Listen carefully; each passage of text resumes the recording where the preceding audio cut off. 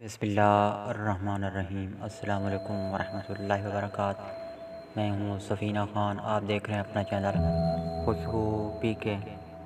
سامعین معظم، آج آپ حویلی کا اسرار کا تیسرا حصہ سن پائیں گے، یعنی آج آپ اس کی تیسری قسط سنیں گے۔ تو چلیں بلا تاخیر آپ کی سماعتوں کی نظر آج کی تیسری قسط کرتا ہوں۔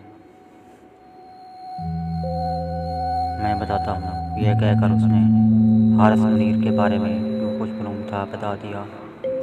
یہ واقعہ پورے اسرار سے معاملہ ہے۔ فرزانہ بڑبڑائی، ہے نا؟ محمود خوش کر بولا۔ فروغ اس بات کو تسلیم کرنے پر تیار نہیں، لہٰذا میرا ساتھ نہیں دے گا۔ تم کیا کہتی ہو؟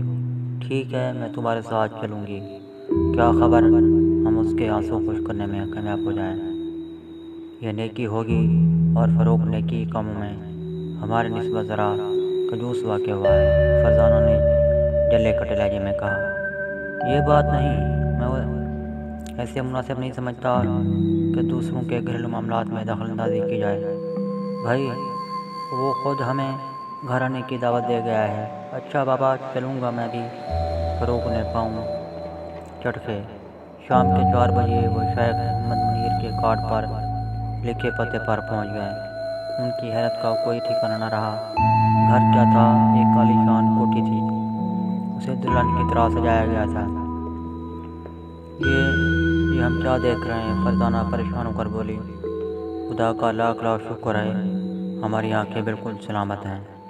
ہم دیکھ رہے ہیں اس کوٹھی کو دلہن کی طرح سجایا گیا ہے، فروغ نے کہا۔ گویا اس گھر میں خوشی کی کوئی تقریب ہے۔ تب پھر حارث منیر آنسو کیوں بہا رہا تھا؟ ابھی ہم اس سے مل لیں گے، فروغ نے منہ بنایا۔ محمود نے گھنٹی بجا دی۔ 1 منٹ بعد ایک ملازم کی شکل دکھائی دی۔ اس کے چہرے پر چھوٹی سی داڑھی تھی۔ فرمائیے، کیا بات ہے؟ ہمیں حارث صاحب سے ملنا ہے۔ کیا آج کی تقریب میں شرکت کے لیے آئے ہیں؟ اس نے پوچھا۔ پتہ نہیں، ہمیں تو یہ بات معلوم نہیں تھی کہ یہاں کوئی تقریب ہو رہی ہے۔ حارث صاحب نے ہمیں آنے کے لیے کہا تھا، سو ہم آ گئے۔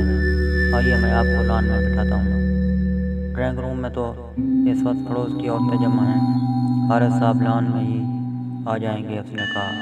بہت بہت شکریہ۔ آپ کا نام کیا ہے؟ فضل کریم، اس نے کہا۔ تینوں اس کے پیچھے چلتے ہوئے لان میں پہنچے۔ یہاں بھی بہت سے لوگ جمع تھے، تو ہم وہ ایک الگ گوشے میں پچھلی کرسی پر بیٹھ گئے اور ملازم چلا گیا۔ جلدی انہوں نے حارث کو اپنی طرف آتے دیکھا۔ وہ اب بھی غمگین تھا، لیکن آنکھیں آنسو نہیں بہا رہی تھیں۔ اوہو، تو آپ لوگ آ گئے، یہ شاید آپ کی بہن ہے، اس نے پرسکون آواز میں کہا۔ ہاں حارث، ہمیں نہیں معلوم تھا کہ یہاں آج کوئی تقریب ہے، ورنہ ہمیں ساتھ نہ لاتے، بلکہ خود بھی نہ آتے، محمود بولا۔ ارے وہ کیوں؟ حارث حیران رہ گیا۔ اس لیے کہ آپ نے ہمیں تقریب میں شرکت کی دعوت نہیں دی اور نہ ہی تقریب کے بارے میں کچھ بتایا تھا۔ اگر آپ نے بتایا ہوتا اور ہم دونوں کو شرکت کی دعوت دی ہوتی، تب بھی اپنی بہن کو ہم نہیں لا سکتے، کیونکہ یہ اسلامی اصول کے بالکل خلاف بات ہے۔ دعوت دو آدمی خود ہی جائے اور پہنچ جائے، 3 یا 4۔ بات تو ٹھیک ہے، لیکن خیر، اب میں آپ تینوں کو دعوت دیتا ہوں۔ پہلے ہم یہ جاننا چاہیں گے تقریب کس سلسلے میں ہے؟ آج میری سالگرہ ہے، اس نے غمگین آواز میں کہا۔